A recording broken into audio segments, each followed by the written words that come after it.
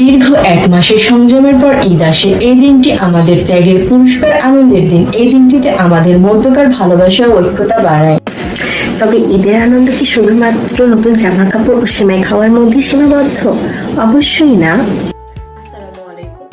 ওলিপি ফাউন্ডেশনের পক্ষ থেকে সবাইকে ঈদের অনেক অনেক শুভেচ্ছা।